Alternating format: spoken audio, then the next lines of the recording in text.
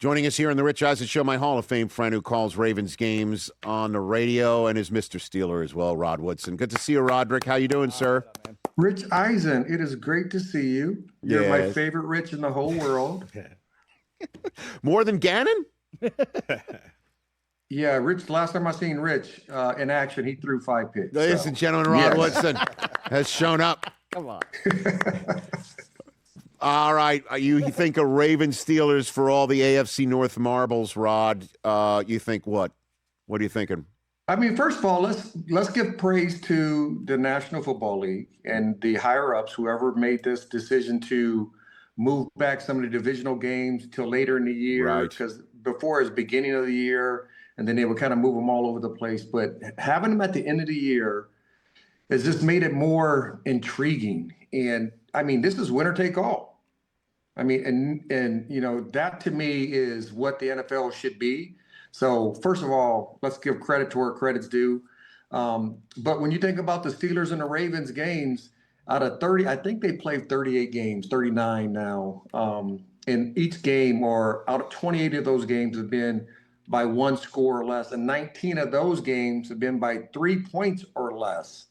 So it's going to be a close game. It's going to be fun. It's going to be, you know, a good game to call.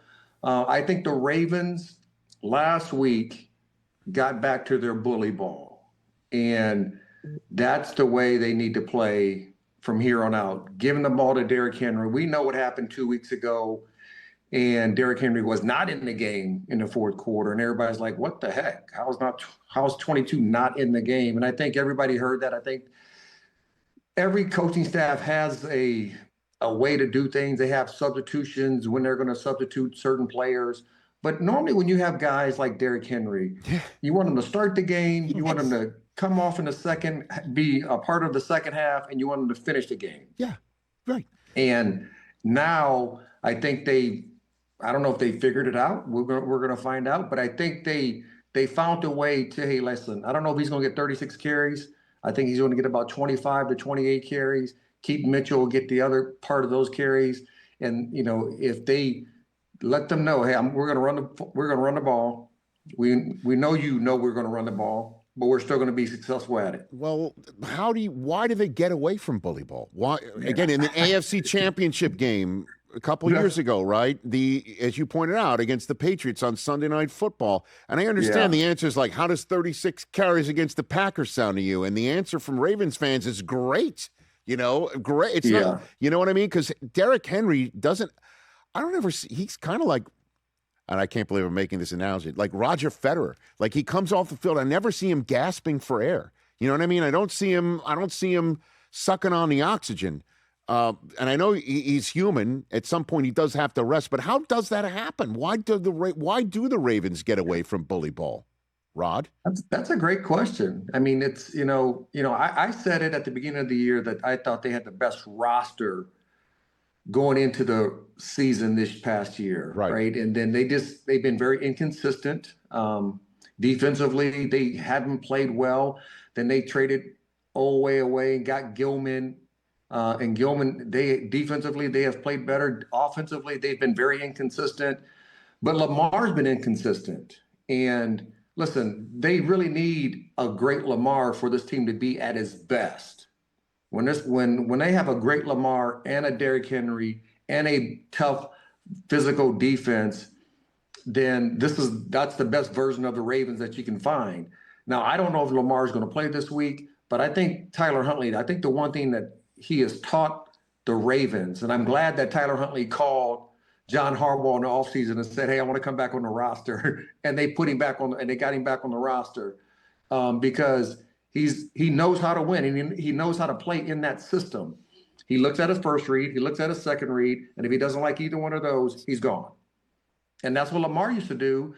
And Huntley has done it extremely efficient since a couple games that he's played this year. And this past week, he looked like a young Lamar. Quick intermediate throws, and when he didn't like what he saw, got first downs with his feet. Well, why isn't the genuine article Lamar, right? Like what is up? And I'm sure you heard about the column that was in the Baltimore Sun this week too, Rod, just putting out there his practice habits, his eating habits. Again, I mean, the same thing that cropped up his last time he had a contract that was up in the air. We're hearing the same thing. I mean, where do you stand on the subject of 8 here? Rod? First of all, I don't even know how they got that information, that personal information. I mean, his eating habits. Gosh, Rich, when I played, I used to eat Little Debbie Swiss rolls, like all the time. Like what? Like I get it where these players are saying they're putting better things in their bodies and they're trying to be machines. They're still human beings, right? Now, I would say this. He's a young Lamar. He's still young. Heck, when I was young, we went out, we were out and doing things. People didn't know it because they didn't have social media, didn't have cell phones and all that stuff. It happens. But to be the best, and he's played well with that. Listen, he was a 2-time MVP and should have been the MVP last year. All right? Mm-hmm. Arguably, he should have been the MVP last year. So he could have been a 3-time MVP. And he's been staying up late and eating bad food. And he was still playing at a very high level. This year, he's been injured. And I know he's been injured in the last several years. But I think it's not just the injuries. I think it's more up here. I think it's more mental. Like, does he trust his offensive line? Does he trust every person he's throwing the ball to? Because he's kind of gotten back to throwing the ball to Zay Flowers and Mark Andrews. And he has other weapons. And he needs to use those. And he needs to believe in those guys. He needs to believe in his offensive line. And I think if he does play and he is the best version of himself, I don't know if the Steelers can beat him because I think the Ravens do have a little bit better roster. And I said it at the very beginning of the year, I think the Ravens are the best team in the league. And I thought the sleeper team of the league was the Pittsburgh Steelers because they got Aaron Rodgers and they put a lot of money on the defensive side. And yet the Steelers are the ones with the home date and one win away from winning the division after all. But as you pointed out, Rod, the Ravens are coming in with a much better performance the week before without their quarterback. And the Steelers are coming in off a loss to the Browns in which they sure looked like they were missing DK Metcalf, even though he really wasn't a world beater for much of the year anyway. But he's still DK Metcalf, Rod, and he's not going to be there on Sunday night. So I just asked you about the conversation that's going on in Baltimore where you're far more embedded being the radio voice of the Ravens and then you are of the Steelers, but you still are Mr. Steeler. Do you think if the Steelers lose this could be Mike Tomlin's last game as the head coach there? Rod? No.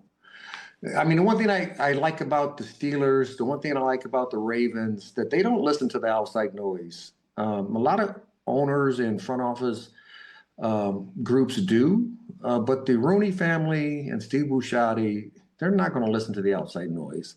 I mean, if John Harbaugh loses this game, do you fire John Harbaugh? No.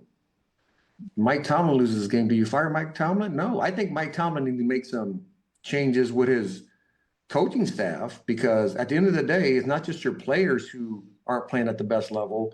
That has to be a reflection of the coaches, right? And it's the same thing with the Baltimore Ravens. So, and I know they got a bunch of new coaches, or not a bunch, but they got quite a few new coaches this past offseason talking about the Ravens. So they have to reevaluate that. I think every year, John Harbaugh, Mike Tomlin need to reevaluate how can they get better as an organization? How can they get better as a football team? How can they have the players be the best version of themselves week in and week out consistently throughout a year? And sometimes you have to make hard changes and let coaches go and bring in new coaches and new blood and new energy. But I don't think Mike Tomlin or John Harbaugh is going to be gone. Rod Woodson here on the Rich Eisen Show. I was mentioning moments ago, Rod, that you and I did more NFL total accesses maybe than any host analyst combination at the start of NFL Network all the way through, halfway through its existence. And so you've played a lot of football. You've seen a lot of football. Have you seen a playoff field this wide open? Honestly, I really feel a dozen teams can take it.